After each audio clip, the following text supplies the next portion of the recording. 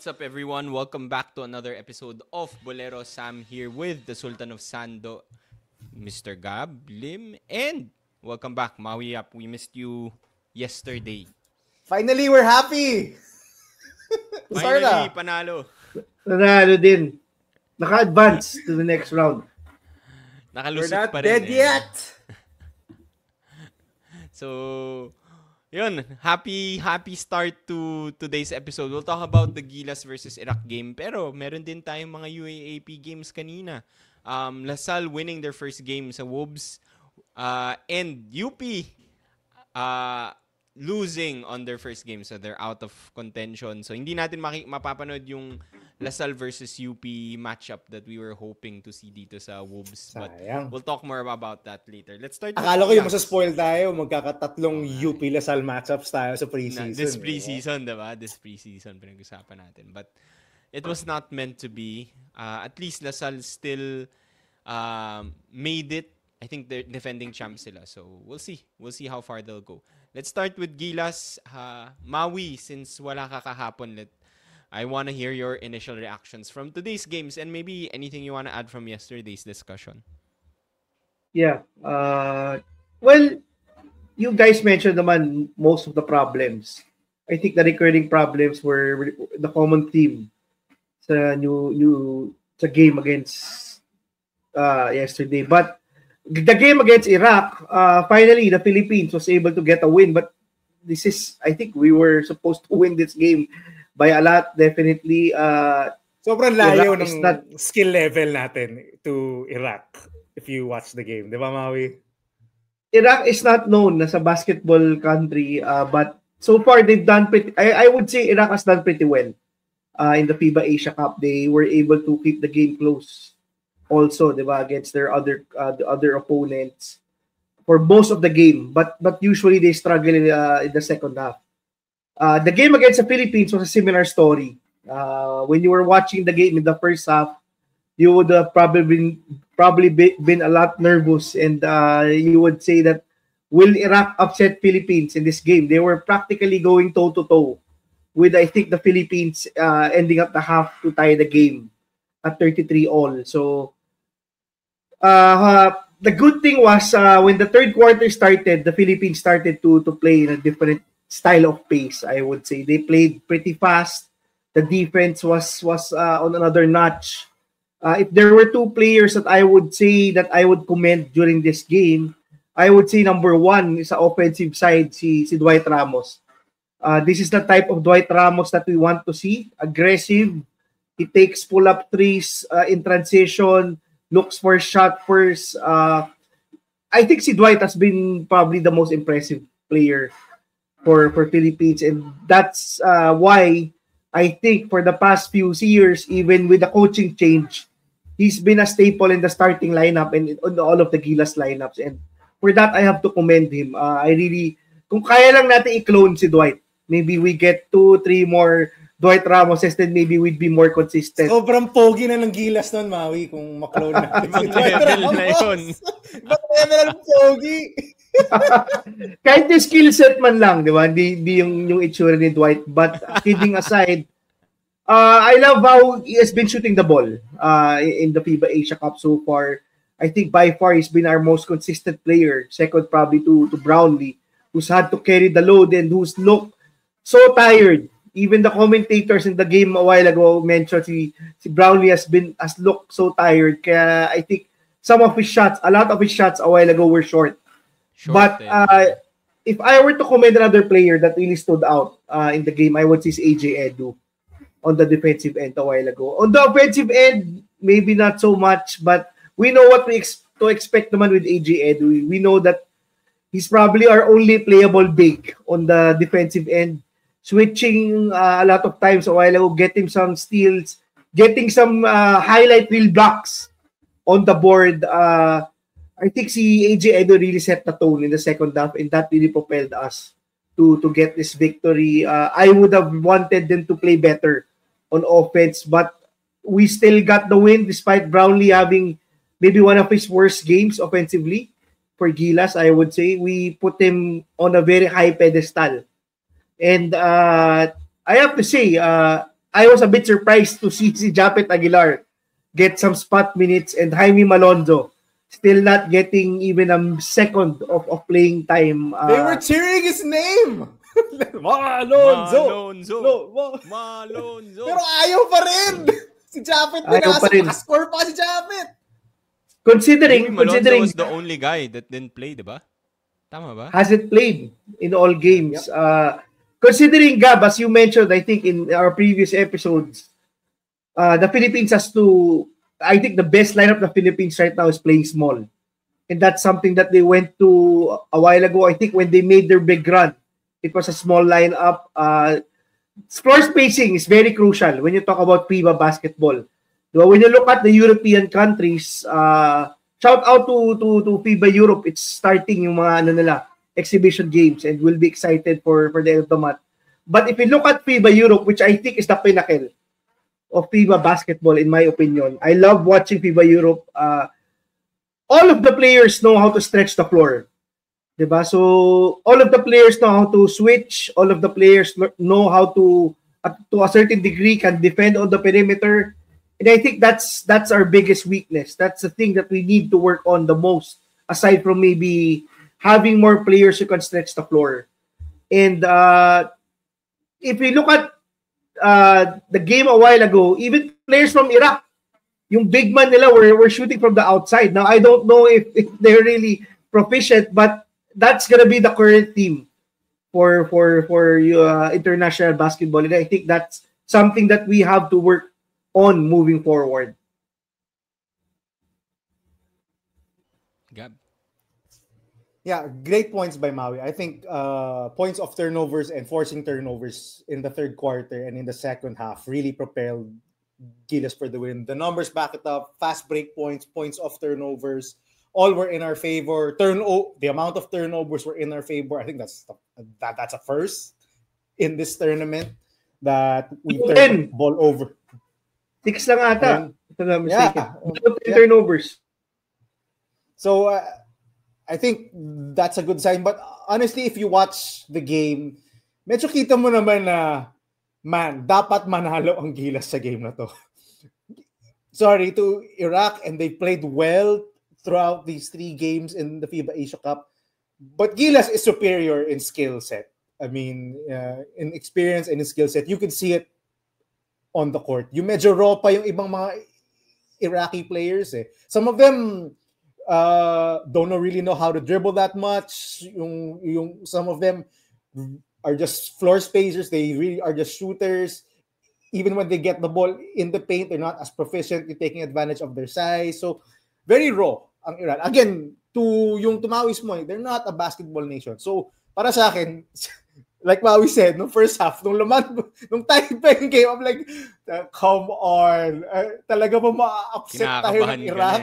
No, like, come on. Talaga ba ma-upset tayo ng Iraq? And actually, it was even a tie game because Dwight Ramos was playing really well. Justin Brownlee, I think, didn't score much. I think had 4 points in the first half. And it was all Dwight Ramos running the show for Gilas Pilipinas. There was a stretch in the first half na, as Maui said, Gilas went small. They took the lead. Then Tim Cone subbed out Carl Tamayo and then subbed out KQ and subbed out the guys who gave them the lead, who were destroying the zone of Iraq. And same reaction tayo yung ako as yesterday sa amin. Why are you changing what works? It was working. The 5 guys who could shoot, I think it was Oftana, KQ, Carl Tamayo, CJ Perez, and I forgot and Dwight Ramos, guys who all can shoot, and it was working really well, and they were rotating the ball really well and finding open spots and open shots. So biglang Coach Tim Cone changed it up. I think Iraq took back the lead. And then eventually we ended with a run to tie the game in the first half. Pero over and over, napapakamot ako sa mga decisions ni Coach Tim Cone because from our point of view, there are lineups that are clearly working, small ball lineups, but he always chooses to go back to his old his old guns and his big lineup, which doesn't necessarily work, especially against the zone defense. When the third quarter started, I texted you this, sabi ko, ang hirap panoorin ng Gilas pang naka-double big sila against a zone defense. And si Scotty pa yung point guard who doesn't want to shoot from the outside.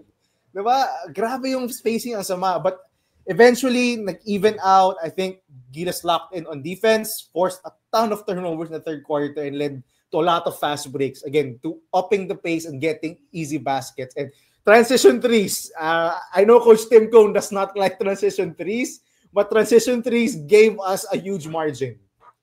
You gave us a huge lead, especially in that third quarter. Akala ko nga, done na eh. I thought, okay, we're up 18. This game over. Pinasok na si Japeth. Okay. Hinahabol pa. Minus 11 in 4 minutes. Yung 4 minutes si Japeth on the court. Diba? I think same tayo lahat ng reaction. And I think most of the Gilas fans, Filipino fans were watching the game. Once si Japeth pinasok, we were up 18, siguro sabi natin lahat, done na to. Siguro we're safe. And then humabol ang Iraq. And I'm like, oh no, really? Are we really doing this? Tayo hahabulin ng Iraq. But thankfully, we were able to finish it off. I have to give a shout out to Iraq. Clear game plan. I think throughout the entire tournament, just shoot threes and try to take advantage of your size inside. They were awesome on defense, actually. Their interior defense forced Gilas to shoot only 33% from the field, 33% from 2-point range. So definitely their zone defense worked. Gilas wants to take mid-range shots and wants to get the ball inside the paint. And the zone defense worked for that purpose. But it was an ugly win. I would say a really ugly win because, in my opinion, we're much better and we should be winning by 20, just like what Chinese Taipei did.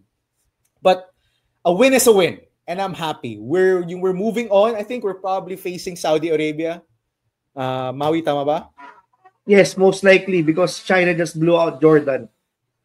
Ayun. So we'll most likely Saudi Arabia next round before eventually potentially facing Australia.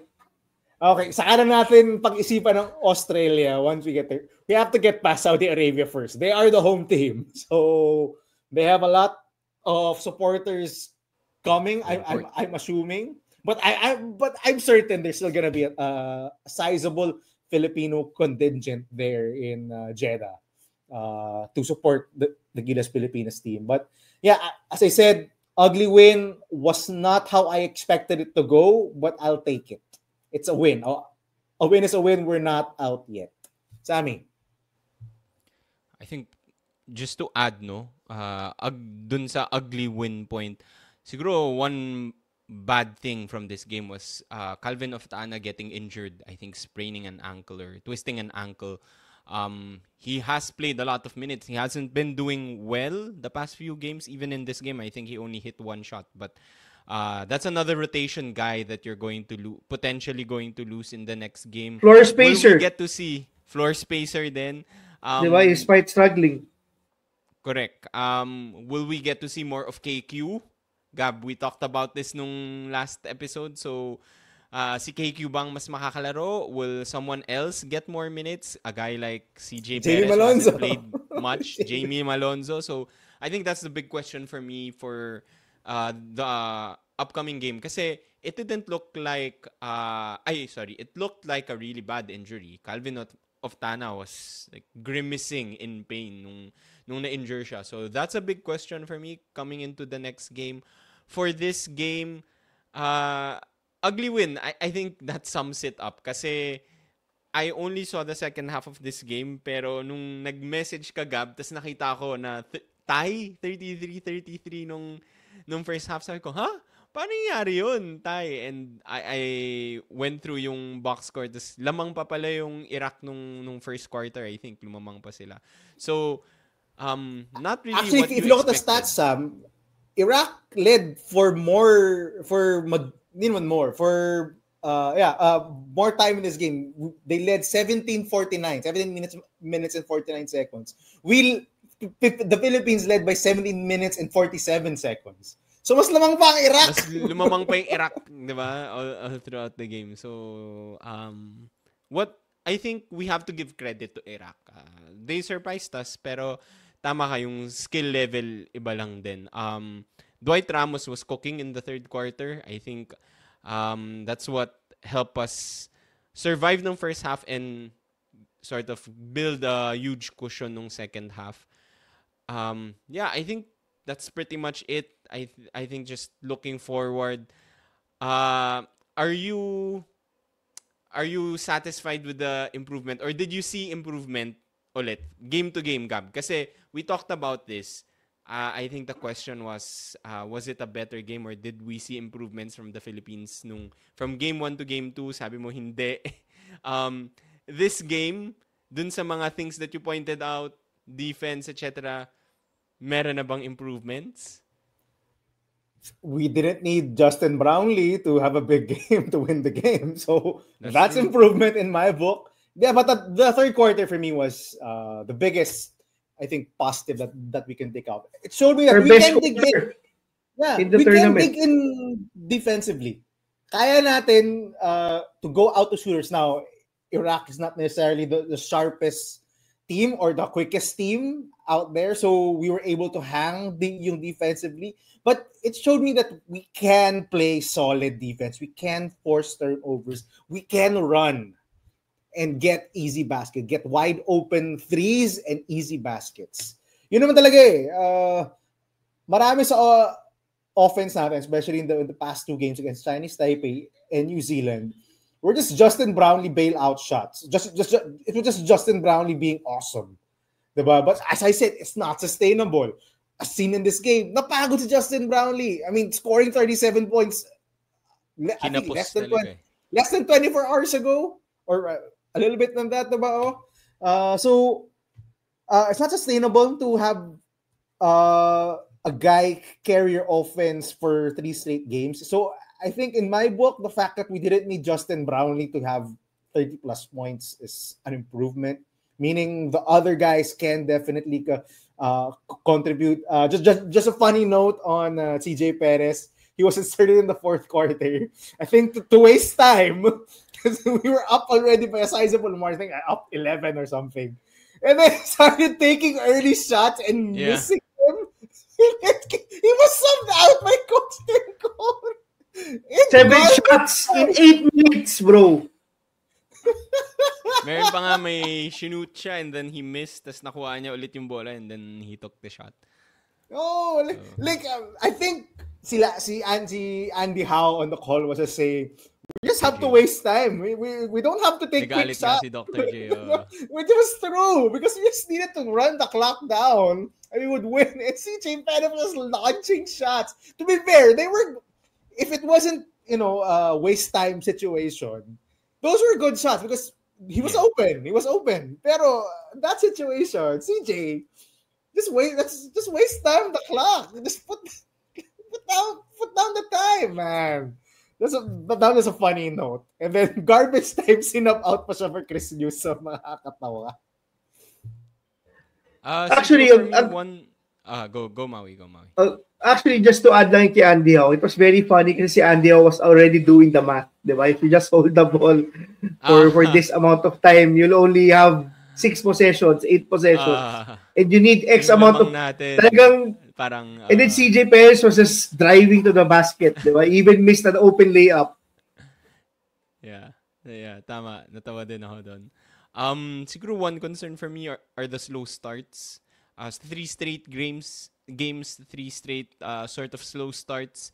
I think the best start we had was against New Zealand, I would say. But it's hard kasi when you're going up against a team like Iraq and you start slow, it's paano pa pag mas higher level of competition na yung kalaban mo, diba? So that's something I'm a bit worried about. I do want to see more para sa akin. Ang reason sa slow start. It's the lineup construction at the start of the game. We're starting I'm hoping like three. someone like KQ can Oh, start. Double big lineups talaga. Three non-shooters and the opposing team is playing zone? Like, what? Yeah. So talagang mahirapan tayo yung makascore. So I think that was a big reason for our slow start in this game. Anyway, Sammy, go ahead. Yeah, I agree. So I was just gonna say, I wanna see KQ start sana. Maybe mas change of pace siya. And maybe that's worth experimenting for Coach Tim Cohn in the upcoming games. Yun lang yung gusto ko makita. Anyway, anything you wanna add about this game? Because we have to talk about Wolves, Lasal, and UP. Gab, Maui? Ako yung on the improvement side. I think I'm just happy that finally si Coach Tim is willing to go for small lineups. I think that's the biggest thing, di ba? Kasi a lot of people are complaining that Coach Tim is very stubborn when it comes to transition trees, when it comes to the lineup. I think he's finally realizing that we have to be able to we have to be we have to adjust, di ba? We cannot have the same strategy for every team. We cannot play double bigs. Maybe when we had Kai Soto, kasi we had a clear advantage, diba, on both ends of the floor. And Kai Soto is actually can also make plays for other people. But when it comes to Junmar, I don't think he has the similar skill set that Kai Soto possesses at the moment, diba? So he's also more mobile. So hopefully we continue to see more small lineups, more lineups who have spacing. I think it's pretty evident that it works, diba? The fact that si Calvin Oftana has been struggling to shoot, but he played 20 minutes this game and was a plus 21. I think that tells you a big story. When you can lead 21 points and one of your best shooters or floor spacers is struggling, I think that's the main reason, diba? Guys like Dwight, guys like Brownlee, and then maybe si KQ have more leeway to make plays when the floor is spaced, diba? I don't want to see lineups where Scotty is there and we have double big, Junmar, Edu, and Brownlee. I really don't think we have a lot of offensive upside in that lineup. And come to think of it, also on the defensive end, we're not actually diba, playing a defensively minded lineup when we have Scotty and Junmar there at the same time, because the reality is Junmar is a liability, and I think teams have really heavily scouted how to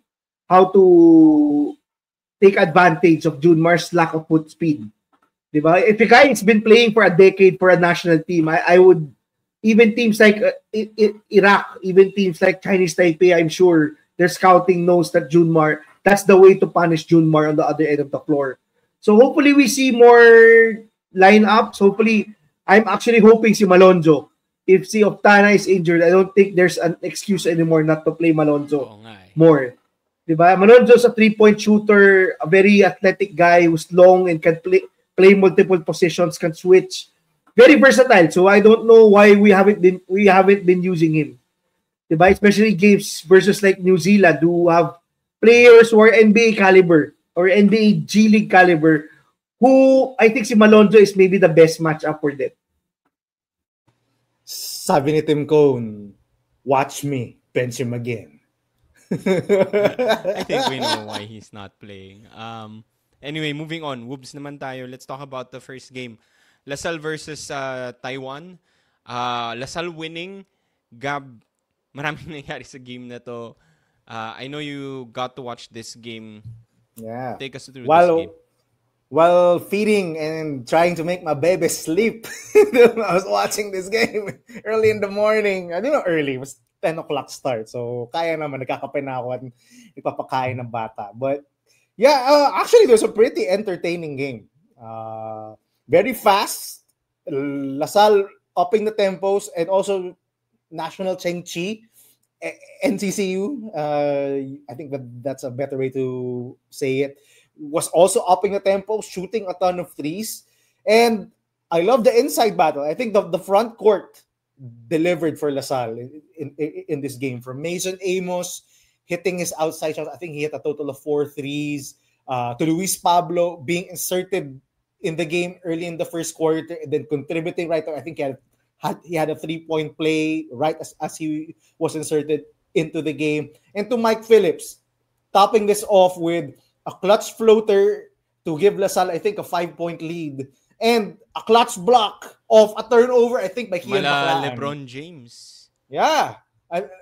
The lead was down to 3. NCCU stole the ball. Was a wide open layup, but then Mike Phillips from behind just getting it in the nick of time, essentially sealing the win for the De La Salle Green Archers. This was a good win, a good character win. LaSalle was leading for majority of this game, but National NCCU really shot themselves back in the game. I think si Lee Kwon Woo, yun yung pagkasabi ng announcer. Si Lee Kwon Woo was lighting it up from downtown, and their big guy, the guy who got ejected, si Mboop. Si Mboop was pretty effective in getting inside baskets and controlling the rebounds. So, a good win by the De La Salle Green Archers. I think the front court was the shining example and the shining light for La Salle in this game. It will be a tougher matchup against the Japanese team in the upcoming yung semifinals. But if they play the way they do and get the hustle stats, I think they out-rebounded NCCU, despite NCCU having the bigger lineup, the bigger guys in the middle. So, a good win by the De La Salle Green Archers. And sulit yung, kung basis of this game, sulit yung pagka-transfer ni Luis Pablo and ni Mason Amos because they played really well.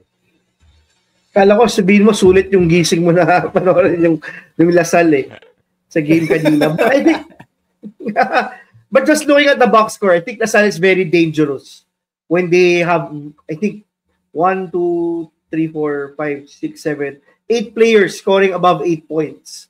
I think that's where LaSalle is very dangerous, diba? We've seen them lose games where Cortez and Baclaan have had to shoulder the load too much, where they commit a lot of turnovers and shoot poorly from the field. But when you have games that everybody shows up, I think that's when LaSalle is most dangerous.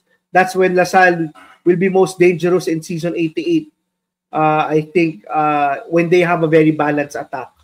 Kasi that's their main advantage. It wasn't like in previous seasons where KQ had to score 20 to 25 points for them to really dominate. I think this LaSalle lineup, if you can have a lot of guys contribute, then it will be very hard to stop them on the offensive end. Okay.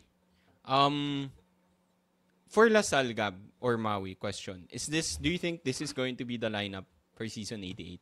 Yes, and actually that was one of my takeaways from the game. If there's ever a game that you could see that this is the actual real rotation that they're gonna use during season 88, this is it.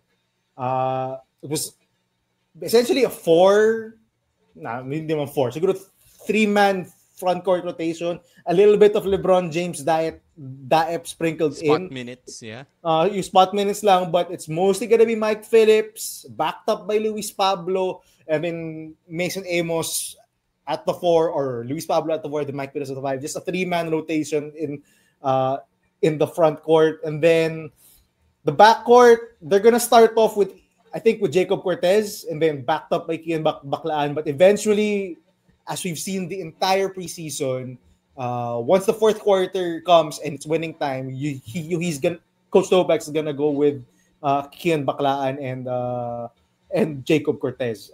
And for the wings, I think just from what I've seen, it's a mix and match scenario for Coach Topac. He's gonna go with a guy who's playing well. And honestly, if you have guys, so many guys like Boris Marasigan, Abadam, Makalala, Goliena. Abadam, Makalala, Goliena, Dungo. Yeah. What a luxury. What a luxury. Actually, it's gonna be the same scenario for LaSalle, I think, this upcoming season. Remember yung sinabi natin last season, Maui, sa LaSalle. If the other guys play well, LaSalle looks unstoppable. And honestly, it's the same thing here. If the other guys play well, like guys like si Boris Marasigan was playing well earlier. I think he got a ton of the minutes at the wing. Si Earl Abadam was playing well. They all look better. They all look unstoppable because hindi kailangan magbuhat ni Kian Baclaan at ni Jacob Cortez ng offense. They can create for their teammates. They can allow their teammates to get their own baskets and then sit back whenever they're needed. But this was a shining light. This was a crowning moment, I think, for Mike Phillips.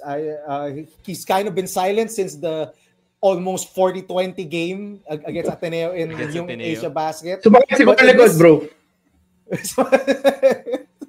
Tanda na kasi. Tagal na sa UAAP.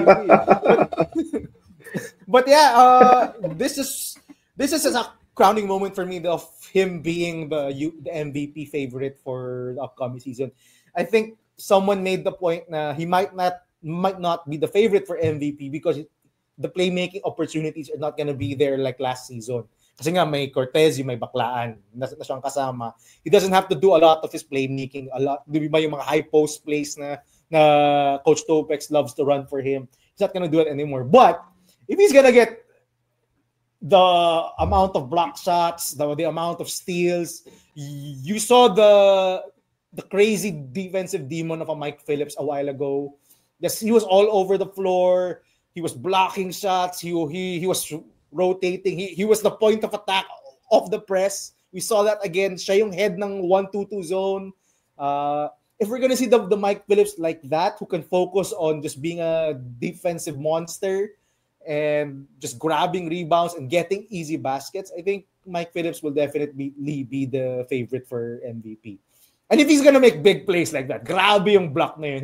He got it up so high. Yung Taiwanese player really tried to get it high off the glass because he knew that Mike Phillips was there. Pero naabot pa rin ng Mike Phillips. Sakto yung pag-block niya yung right off the glass. And I just love this guy. I love his intensity. And if we ever get him into Gilas, please lang, Lord. Please lang, Lord. Maawa kayo sa Philippine national team. Kailangan namin ng Mike Phillips. Please lang. Siguro, just want to give credit to Luis Pablo. You mentioned him already. But I think he also hit clutch free throws nung last few minutes of the game. Another thing worth mentioning, I think Kian Baclaan and Boris Marasigan got into the usual shenanigans against... It's not a Lasal game if Kian Baclaan is not involved in any scuffle. Especially if it's trash talking, di ba? Trash-talkan yan eh. MVP. Kasama pa si Boris Marasigan. Pati si Boris. So, sasabihin ko sana, ito na ata yung bagong angas bros natin ng Lasal. Kasi wala na si Jonel Policarpio tsaka si CJ Austria. Baclaan and Marasigan na ang papalit. And I love it. I'm all for it. So, I just wanted to mention that. Maui, I want to talk about UP next. So, natalo UP. We'll talk about like how that happened. Quick question lang for you, Maui, before you talk about UP. With the results of the games today, nanalo Lasal, natalo UP. Lasal convincingly winning. Mike Phillips looked like an MVP. UP losing to Korea University. Would you change your power rankings knowing the results of the games now? Number 1 naman Lasal sa akin eh, di ba? Ay, oo nga pala. Ikaw pala number 1. Number 1 Lasal sa'yo. Tayo yung number 1 ng UP. Sa'yo pala ang question, Gab. Would you change your power rankings knowing the results now? Ang hirap i-judge eh. But siguro I would put UP down a notch, but I wouldn't still put them below Lasal. I still have UP number 1. I still believe in their defense. I think in the fourth quarter, you saw when UP's defense is on, it is on.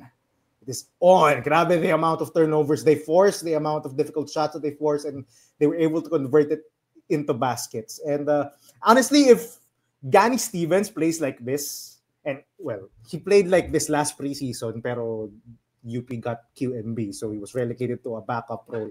Pero if Gani Stevens plays this amount of minutes and plays this well, where he's a beast on the offensive glass, he's aggressive looking for his baskets, for yung mga left-handed hooks niya na paborito niyang gawin, I think UP will be in a good spot. I think when they did their ballers and boleros of the preseason, someone pointed out that Gani Stevens should be one. And I agree. Actually, he's been one of the more impressive UP Fighting Maroons. And si Noruka might have the flashiest plays, the big dunks, alley-oops from their guards. But Gani Stevens has been their best center. I really believe that. He's been in the most important, in their most important games. He's been the best center. He's been the one grabbing the important rebounds, making the better plays, making the right plays at the right time. And he's gotten quicker. Actually, he doesn't get beat that much on switches with guards. So if Gani Stevens plays like that, and we have to get back to form Ray Remogat. Sa akin, napapakamot ulo na ako kay Ray Remogat Kasi I'm waiting for the course to correct, but it hasn't corrected yet. So is this just the new norm for Ray Remogat? I don't want to believe so. I still believe that Ray Remogat is an awesome player. I still love his game, pero it's becoming a trend na he's not playing up to par. And because he has capable replacements now, whenever he's struggling, pwede siyang palitan. Again, this is the con of having a really deep lineup. If you suck, you're getting to the bench.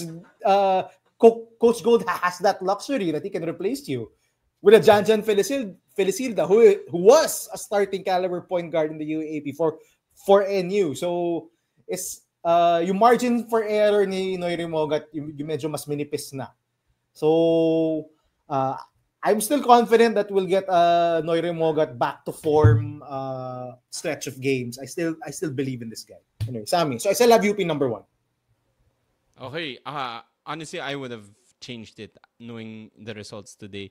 But Maui, the prophet, who ranked LaSalle number 1, what did you see sa game naman na to ng UP against Korea? Yeah, actually, I think si Gani Stevens, as Gab mentioned, deserves a lot of credit. I think si Noruka has maybe that upside, but si Gani Stevens has that stability for UP, diba? If you talk about losing a guy like UMB, who was definitely a stable big man, knew what to do, knew his job, I think si Gani Stevens fits that bill more than si Francis Noruka. I am actually happy that hopefully that they won't surprise us with another recruit, QMB like recruit, because I want Gani Stevens and si Alter, who also did a pretty good job during this game, to get opportunities, because these two guys have really played. Si Gani Stevens has played well for another UAAP team and has played well for UP in 2 consecutive preseason. Si Alter has been better every preseason, and I just don't want them to lose yung opportunity to show what they have to give. Diba? Si Alter, I think, is entering his 3rd season. Gani Stevens is entering his 4th playing year in the UAAP. So they have to get that opportunity. But on Remogat, I think he suffered kasi an injury rin. Kaya, as I mentioned sa previous sa chat natin, I was surprised that he was playing. I think in one of the tournaments that just ended for UP, he badly sprained his ankle. But Gabby's right, di ba? This is what you signed up for. If you go to a team who has a lot of good players, then if you struggle, if you get injured, then you will definitely have to sacrifice minutes. And I think si Fortea and si Felicilda has done a pretty good job of snatching those minutes. Especially si Fortea during this game was very aggressive to look for a shot when UP was struggling to generate offense. But I think what I've been waiting for also to bro out for UP is Jacob Baila.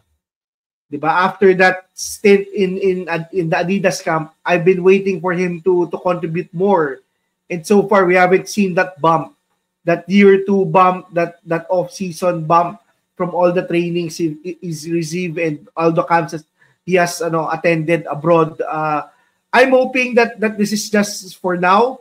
I'm hoping that eventually we get a better Jacob Baila suit up for UP. I know that he has the skill set to really thrive. He's a very versatile player. I think he can play 1 to 4 when you talk about the UAAP. And I think that's what makes UP dangerous. Another player who I've been a bit disappointed is si Mark Belmonte. Si Gab cannot hear this right now, but niya, diba? this was supposed to be that opportunity. But I've seen UP just decide to go with Iniguez or even go small, just because he's been struggling, especially on the defensive end. And I don't know, will we ever see that next level, that bump that you guys are not expecting, that I'm expecting from Mark Belmonte. So that's something to look forward to. Si Jerry Abadiano wasn't that good in this game. I think that's one of the reasons why Raylan Torres was able to get more minutes. So sayang we couldn't see Alarcon. Maybe he was injured kaya he wasn't able to play during the game a while ago. But I think UP could have won this game. It's just that very bad start. Diba? Trailing 18 points to start the game is not that good. Diba? I think this happened in the UAP against Adamson ba? But they were still able to pull out the win. Mm-hmm. This can happen with teams who are more offensively gifted, with teams who have more talent. Diba? UP has to start better and end games better. I think that's the main thing that they lost when they lost si Kagulangan, who was their de facto go-to guy in tough situations. Tab. Maui, same question for Gab kanina. Other than Harold Alarcon not playing, do you think this is going to be the lineup for UP in season 88? Yeah, I think so. Maybe maybe 90% of this, diba? I think they submitted a 17-man lineup. Si Gagate did not play a while ago, so maybe Gab, yung prediction mo could be right that he will miss the season despite not being injured. So I think LaSalle and UP are parading mostly. If we were to do a lock maybe or na episode, I think most of these guys will make the lineup. LaSalle submitted a 16-man lineup, so I would be surprised if may changes. UP is probably choosing for their 16th man, and it looks like it could be Gagate who will not make it. Yeah, because si Palangka yung big get, one of their big gets, diba, for season 88 na rookie. It will be shocking if they don't put him in the lineup. The fact that he had a sure spot in. He had a sure spot in. Yeah, nawala na naman si Gab. Yeah. So Maui, sige, habang while we wait for Gab, sabi mo lock na itong dalawang lineups. So next question ko doon, any surprises sa lineups ng LaSalle and UP? Whether it's someone surprisingly getting a lot of minutes, or someone that's not getting enough minutes from what you expected. Either LaSalle or UP. Actually, during this game, I would say sa UP, I was surprised that si Chico Briones was getting minutes late into the game. And I think that was justified. True. He did pretty well, hitting 2 3-pointers and getting a layup in the fourth quarter. I think if there was an opportunity to blow up, it would be now that si Belmonte has also been struggling, and you don't really know who's gonna get the bulk of minutes left out by Francis Lopez. Diba? UP can go small, UP can go big, but I think these guys have better opportunities than they had the previous season. Yun lang, a guy like Gagate, I don't know what's gonna happen. Gab was talking about Mike Palangka because before he lost his internet. And you have to ask the question, even si Palangka, di ba? I think he had an assured, he was supposed to have an assured role as the backup big. Now with UP, you don't even know if he's 100% gonna crack the lineup or gonna get minutes. So I think that's something to look out for. I don't know if si Palangka was just injured and was not getting minutes a while ago, but it's a bit concerning to me that we haven't seen rin si Palangka that much for the longest time, di ba? I think for UP, that's the biggest name that I would say. For LaSalle, I think this is gonna be their rotation. Gab is right. They're gonna ride the hot hand for the small forward slot. I think lock na si Kian Baclaan getting 25 minutes. same as Cortez, maybe si Amos and si Phillips, Pablo definitely getting 25 to 30 minutes. And maybe si Pablo getting bulk of that 6-man minutes just because he can play multiple positions. But I think these are the lineups that we can expect for these two teams come season 88. Definitely. Okay, magsasalita na ako yung bago pa ako yung mawalan ulit ng internet. What was the question, Sammy? Any surprises dun sa lineups ng LaSalle and UP? Someone getting a lot of minutes or someone getting not enough minutes? Wala naman surprising. I think UP was just searching for answers kanina kaya we saw more of the same. But my feedback lang on the Korea curse of UP and the Korean curse is definitely still real. UP was beaten by a Korean team, by Korean University, no less. So the Korean curse lives on for the Philippines. But this was, I think, we're gonna say that UP lost this game, and they definitely did. Mao, you cited the bad start and the 19-1 start, but they also lost. They kind of choked this game, to be honest. When the lead was, I think, down at 2 or tied, and then they got a layup. Korean University got a layup on the other end. They had multiple chances. I think Francis Noruca, you missed the free throw. Raylan Torres missed the free throw. Mark Belmonte failed to catch a pass and turned the ball over. Raylan Torres had a 5-second violation. They could have still won this game. Kahit na nung back-breaking 3 si Moon and yung nag-night-night siya, there was still a ton of time and they could have really just came back and completed the comeback and won this game, but they kind of choked. That 5-second violation off a timeout is kind of inexcusable. It's off a timeout. Yeah, you had a run play, and to not get the ball inbound is kind of confusing to me. So yun. But I have to give credit to Korean University. They gave UP a dose of their own medicine. They were forcing UP into a ton of turnovers. UP looked like the lesser defensive team for majority of this game. They were stealing inbounds passes. They were stealing outlet passes. They didn't have an FSA, but they were scrappy, hands all over, and just tapping the ball away every single time, coming up with steals. I think they had 12 steals the entire game. So, and on the offensive side, they had a clear game plan. Shoot a ton of threes. Force UP into multiple switches. And UP switches a lot. But I don't think they've switched this much for an entire game. Because look how Korea University played. Just guard on guard screen, guard on guard pick, big on guard, big with the guard screening. Forcing switches all over the court. And whenever they did get a matchup that they wanted, they would just attack it and then spray it out for a wide open 3. Very Korean-like, if I may say so myself. Very staple way of how you imagined and how you've watched Korean basketball over the years. This was how they did it. Ganda. And much like majority of Asian basketball and European basketball, everyone on the court can shoot threes. It was so confusing kasi to my eye, I didn't know who exactly yung mga names ng mga Korean players, so forgive me. But yung mga galaw nila all look so similar. It's like they're all interchangeable. Diba?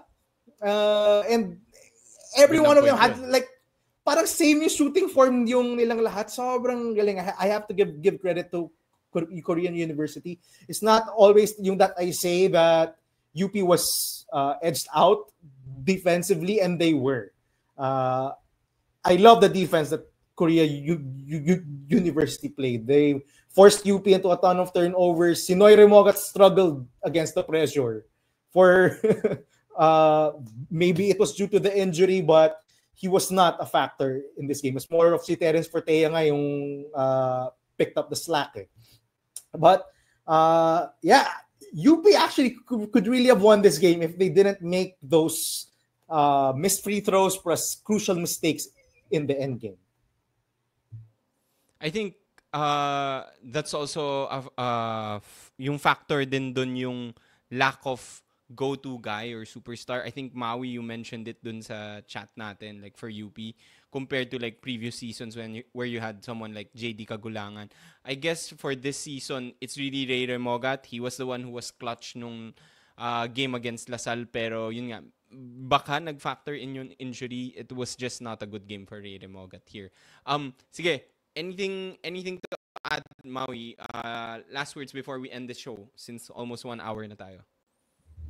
Sayang. I would say it lang, sayang. Kasi we couldn't watch Lasal versus UP again. I would have wanted another iteration this summer. Kasi those are the two juggernauts. For FIBA naman, tune in just Monday for the next Gilas game, and hopefully we beat Saudi Arabia in advance to the next round, to the quarterfinals, where we hopefully outperform against Australia. Tingnan natin. That's it for today's episode. I think nag-freeze na ulit si Gab. Let's end with that perfect picture of Gab. Comment down below your thoughts. Like this video. It would help us a lot. Share with your friends. Subscribe. We'll see you again next time. Bye-bye.